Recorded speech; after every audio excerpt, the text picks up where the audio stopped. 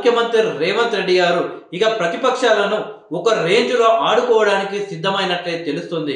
ముఖ్యంగా ఇన్నాళ్ళు బీఆర్ఎస్ పార్టీని టార్గెట్ గా విమర్శలు చేసిన రేవంత్ రెడ్డి గారు బీజేపీని కూడా టార్గెట్ చేయడం జరిగింది. కేవలం బీజేపీనే కాదు, ఏకంగా దేశ ప్రధాని నరేంద్ర మోడీని సైతం రేవంత్ రెడ్డి గారు అయితే టార్గెట్ చేయడం జరిగింది.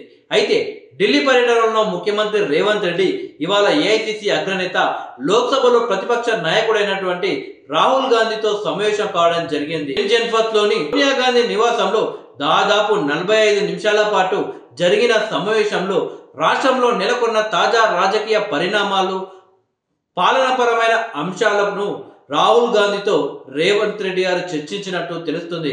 ముఖ్యంగా కులగణన, ఎస్సీ వర్గీకరణ తీర్మానాలకు అసెంబ్లీ ఆమోదం తెలిపిన నేపథ్యంలో వీటికి సంబంధించి త్వరలోనే 2 బహిరంగ సభలు నిర్వహించాలి అని కాంగ్రెస్ పార్టీ అయితే భావిస్తుంది. ఒక సభకు రాహుల్ గాంధీ గారిని ఆహ్వానించినట్టు తెలుస్తుంది. కులగణన సర్వే ఆధారంగా రాష్ట్రంలోని బీసీలకు 42% రిజర్వేషన్లు పార్టీ పరంగా ఇవ్వడంపై వివరించినట్లు సమాచారం. ఖాళీ కానున్న ఎమ్మెల్యే కోట, ఎమ్మెల్సీ అభ్యర్థుల ఎంపిక, మంత్రివర్గ విస్తరణ, పిసిసి కార్యవర్గ మార్పు, నామినేటెడ్ పోస్టుల భర్తీ, స్థానిక సంస్థల ఎన్నికలు, వాటి విషయాలపై రాహుల్ గాంధీతో సీఎం అయితే చర్చించినట్లు తెలుస్తుంది. ఇదిలా ఉంటే రాహుల్ గాంధీ టీంలో కీలకంగా ఉన్న మీనాక్షి నటరాజన్ ను తెలంగాణ కాంగ్రెస్ ఇన్ఛార్జ్ గా నిన్న నియమించడం జరిగింది. మరుసటి రోజే రాహుల్ తో రేవంత్ రెడ్డి భేటీ కావడం ఈ సమావేశానికి మరింత ప్రాధాన్యతనైతే ఏర్పడింది. ముఖ్యమంత్రి ఢిల్లీకి వెళ్లిన ప్రతిసారి మంత్రివర్గ విస్తరణ అంశం చర్చకు వస్తుంది. అయితే ఈ విషయంలో ఎలాంటి కార్యాచరణ అమలు కావడం లేదు. ఇప్పుడు సీఎం రాహుల్ గాంధీతో భేటీ అయిన నేపథ్యంలో ఈ అంశం చర్చకు వస్తున్నా ఇప్పట్లో మంత్రివర్గ విస్తరణ జరగకపోవచ్చనే టాక్ అయితే వినిపిస్తుంది. త్వరలోనే జరగబోయే ఎమ్మెల్సీ ఎన్నికలు పూర్తయ్యాక అన్ని సమీకరణాలు బేరీజు వేసుకొని కేబినెట్ విస్తరించే అవకాశం అయితే ఉన్నట్లు తెలుస్తుంది. ప్రస్తుత కేబినెట్ లో ముస్లిం మైనార్టీ నుంచి ఒక్కరు కూడా లేరు. పార్టీలో ఆ వర్గానికి చెందిన ఎమ్మెల్యే కూడా లేరు.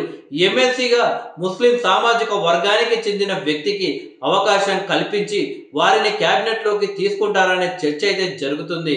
రాహుల్ గాంధీతో రేవంత్ రెడ్డికి గ్యాప్ ఏర్పడిందనే ప్రచారానికి ఇవాళ వీరిద్దరు భేటీ ఫుల్ స్టాప్ పడిందనే అనుకోవచ్చు. చాలా సందర్భాల్లో రేవంత్ రెడ్డి ఢిల్లీ పర్యటిస్తున్నారు.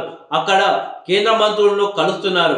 AICC general secretary KC Venugopal తో సైతం సమావేశమై చర్చిస్తున్నారు. కానీ రాహుల్ తో మాత్రం భేటీ కాలేకపోయారు. దీంతో రేవంత్ రెడ్డిని రాహుల్ గాంధీ దూరం పెట్టారనే విపక్షాలు ఆరోపిస్తున్నాయి. తనకు రాహుల్ మధ్య ఇలాంటి గ్యాప్ లేదని స్వయంగా రేవంత్ రెడ్డి చెప్పినా కానీ విమర్శలు మాత్రం ఆగడం లేదు. ఈ నేపథ్యంలో ఇవాళ ఈ ఇరువురు నేతలు భేటీ కావడంతో గ్యాప్ ప్రచారాలకు బ్రేక్ పడినట్లే అని కాంగ్రెస్ వర్గాలు అంటున్నాయి.